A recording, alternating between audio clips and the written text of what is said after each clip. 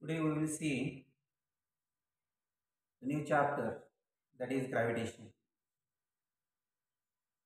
You know, whenever any object is thrown in upward direction, then reaches to the some height above the earth's surface, depending upon the initial velocity of projection given to it, and then it falls in downward direction. That means it returns to the earth's surface. While moving in upward direction, initially its velocity is maximum, and as it moves in upward direction, then its velocity decreases. When it reaches to the maximum height, momentarily it stops there. That means its velocity becomes equal to 0, and then it moves in downward direction, and while moving in downward direction, its velocity continuously increases. That means we can say that while moving in upward direction or while moving in downward direction, there is a change in velocity of that object takes place. That means there is a acceleration. So you can say that this motion is accelerated motion. Okay, and this acceleration is called as the gravitational acceleration, and that acceleration is 9.8 meter per second square. According to Newton's law, we know that F is equal to ma, where m is the mass of the object, a is the acceleration, and F is the force acting on that object. If there is a force, there is acceleration. If there is no force, there will not be acceleration. And as the object which is thrown in upward direction has acceleration while moving in upward direction as well as in downward direction, there must be a force which produces this acceleration, and that force is called as the gravitational force. Okay, because of that gravitational force, the body accelerates in downward direction.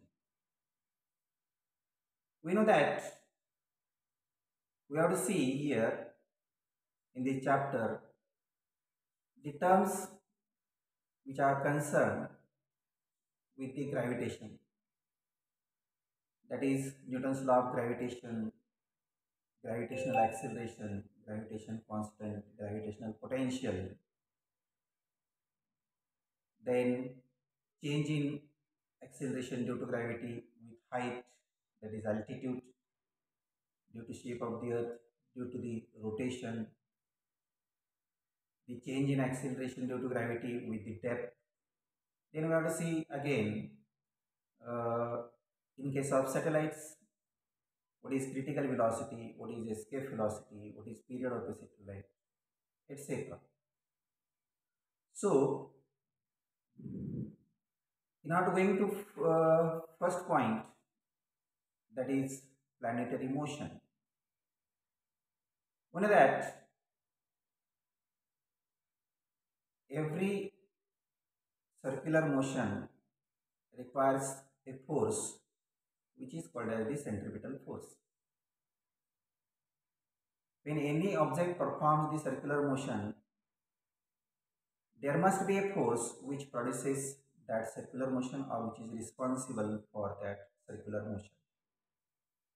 We know that in our solar system, every planet, that may be Venus, that may be Mars, that may be Earth, that may be Jupiter, that may be Saturn, revolves around the sun.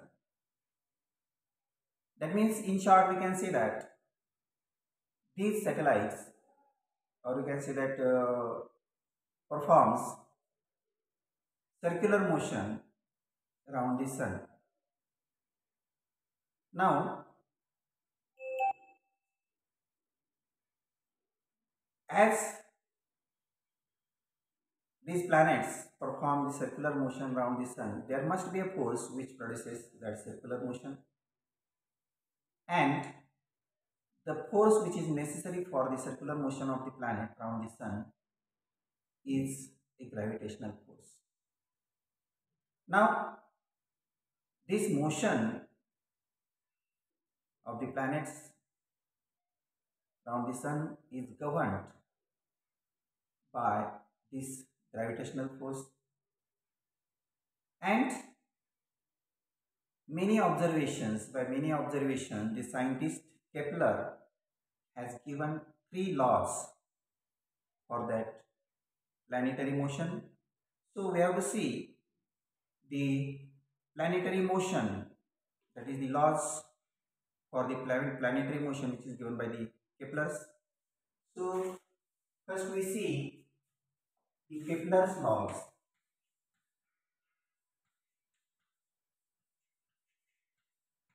Laws for planetary motion. The first law, which is called as law of orbit. Law of orbit. Orbit म्हणजे त्या प्लॅनेटची फिरण्याची कक्षा. ती कक्षा कशी आहे, कशा स्वरूपाची आहे, हे या लॉ मध्ये सांगितलेलं आहे. According to Kepler, all planets moves in elliptical orbit around the sun, with sun at one of the foci of the ellipse. तर इलिप्स म्हणजे काय? इलिप्स म्हणजे लंबवर्तुळ. इलिप्स म्हणजे लंबवर्तुळ. कुठलाही प्लॅनेट ज्या वेळेला सूर्याभोवती फिरतो त्यावेळेला तो लंबवर्तुळाकार कक्षेमध्ये त्या ठिकाणी फिरत असतो.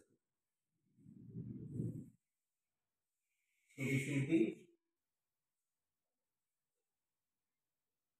orbit of the planet, and sun is situated at one of the foci of the ellipse. So this is the sun, and say this is the planet.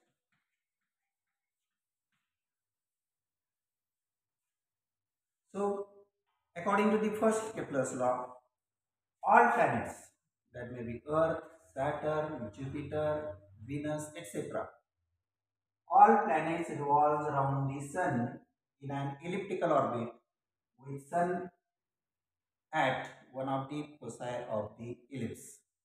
So this is the first law. Now the second law, that is law of area. Law of area. What is this law? According to this law, the line joining the planet and the sun, line joining the planet and the sun, this line sweeps equal area in equal interval of time. The line joining the planet and the sun sweeps equal area in equal interval of time. This is the second law, Kepler's second law. याचा अर्थ काय? हा जो planet आहे तो सूर्याभोवती त्या ठिकाणी फिरत असताना, लंबवर्तुळाकार कक्षेमध्ये फिरत असताना, ही जी लाईन आहे ती लाईन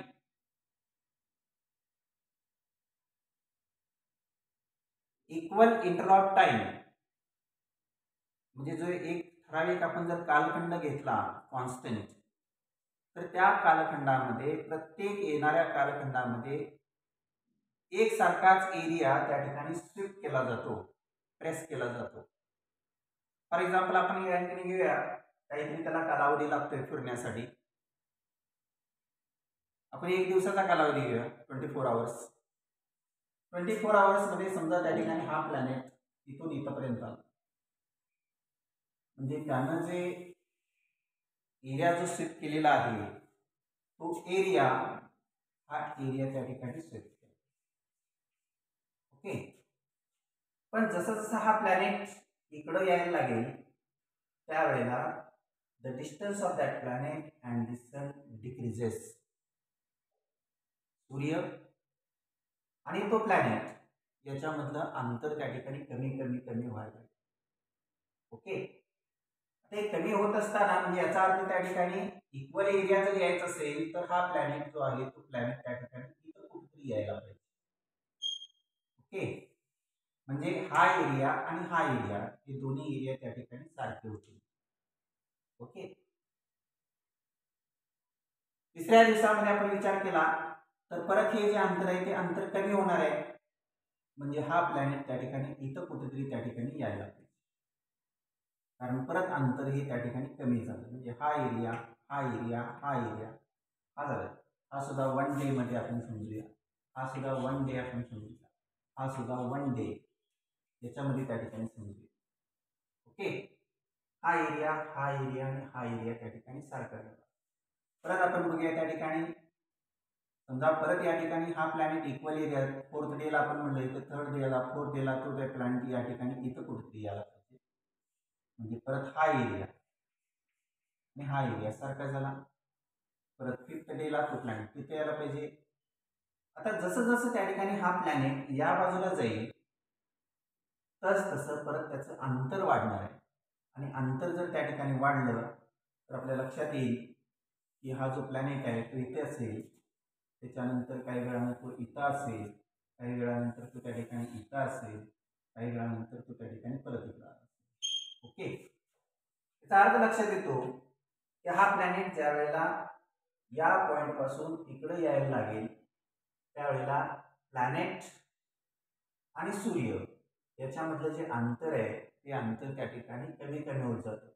आणि जर इक्वल एरिया जर राहायचं असेल तर अंतर बघा, इथून पहिल्या दिवसामध्ये एवढं अंतर आहे, दुसऱ्या दिवसामध्ये त्याच्यापेक्षा अंतर जास्त झालं, तिसऱ्या दिवसामध्ये त्याच्यापेक्षा अंतर जास्त झालं, चौथ्या दिवसामध्ये त्याच्यापेक्षा अंतर जास्त झालं. पण इकडे जात असताना हे डिस्टन्स वाढल्यामुळं त्यानं कव्हर केलेलं अंतर जे आहे ते अंतर कमी कमी होतं. याचा अर्थ काय, ज्या वेळेला हा प्लॅनेट या ठिकाणी याला म्हणतात अपोझी आणि याला म्हणतात पेरिजी, याला म्हणतात अपोझी, याला म्हणतात पेरिजी. जे शॉर्टेज डिस्टन्स जे आहे ते पेरिजी आणि लॉंगेस्ट डिस्टन्स जे आहे त्याला अपोझी. याचा अर्थ प्लॅनेट ज्या वेळेला अपोझिट पासून पेरिजी पर्यंत यायला लागेल त्यावेळेला त्याची व्हेलॉसिटी वाढत वाढत जाईल. नंतर तो ज्या पेरिजीला येईल त्यावेळेला व्हेलॉसिटी मॅक्झिमम होईल आणि परत पेरिजी पासून त्या ठिकाणी अपोझिटला जाईल त्यावेळेला त्याची व्हेलॉसिटी कमी कमी कमी कमी होत जाईल, त्या व्हेलॉसिटी ही मिनिमम असणार. म्हणजे इकडे येत असताना हा प्लॅनेट त्याची व्हेलॉसिटी वाढत वाढत वाढत जाईल, परत इकडे येताना व्हेलॉसिटी कमी कमी कमी कमी, परत इकडे येताना व्हेलॉसिटी वाढत वाढत जाईल, परत इकडे येताना.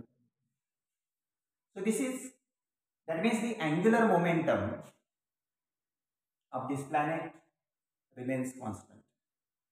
ज्याच्यामध्ये त्या ठिकाणी त्या प्लॅनेटचा जो अँग्युलर मोमेंटम आहे तो अँग्युलर मोमेंटम त्या ठिकाणी कॉन्स्टंट ठेवला जातो. Okay. So this is the second law. According to this law, the line joining the planet and the sun sweeps out equal area in equal interval of time. Okay. And the third law, that is law of period. This is called as the law of period. Now you know what is meant by period. Period, that is time taken by any object to complete one revolution. एक revolution पूर्ण करण्यासाठी एखाद्या ऑब्जेक्टला जो वेळ लागतो त्या वेळेला आपण त्या ठिकाणी पिरियड असं म्हणतो. आता हा प्लॅनेट आहे, हा इथून स्टार्ट झाला आणि परत त्या ठिकाणी ह्या इलिप्टिकल ऑर्बिट मधून त्या ठिकाणी फिरून हा परत या ठिकाणी आला की त्याचं एक रिव्होल्यूशन पूर्ण होतं. आणि हे एक रिव्होल्यूशन पूर्ण होण्यासाठी त्या प्लॅनेटला जो वेळ लागतो त्याला म्हटलं जातं period. Time taken by planet to move around the sun, to complete one revolution around the sun is called as its period. Okay, this the square of period of time period of revolution, square of period, suppose t is the period that is time taken by the planet to complete one revolution. The square of period of revolution of the planet around the sun is directly proportional to cube of semi-major axis of the ellipse traced by the planet. This is the third law. Square of period of revolution of the planet around the sun is directly proportional to cube of semi-major axis of the ellipse traced by that planet. त्या प्लॅनेटनं जर ellipse जे trace केलेला आहे त्या ट्रेसचा जो semi major axis आहे, समजा are हा त्या ठिकाणी सेमी मेजर ऍक्सिस आहे, या सेमी मेजर ऍक्सिसला त्याच्या क्यूबला त्या ठिकाणी हा square of the period proportional आहे. ओके, आता सेमी मेजर ऍक्सिस म्हणजे काय? समजा आपण त्या ठिकाणी एखादं इलिप्स घेतलं, suppose this is the ellipse आहे, हा सेंटर ऑफ इलिप्स. ओके, हे दोन आपण ऍक्सिस घेतले, त्याचे जे फोकस असतात या इलिप्सला, हा इथे एक फोकस असतो आणि इथे एक फोकस असतो. Ellipse has two focus. म्हणून म्हटलं पहिल्या लॉ मध्ये आपण बघितलेलं आहे, planet every planet revolves around the sun in an elliptical orbit with sun as one of the foci of the ellipse. म्हणजे जे दोन फोकस आहेत त्या एका फोकस वरती त्या ठिकाणी हा सूर्य असतो.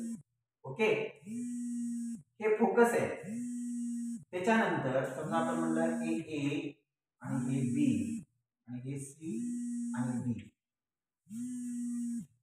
हा ए बी जो आहे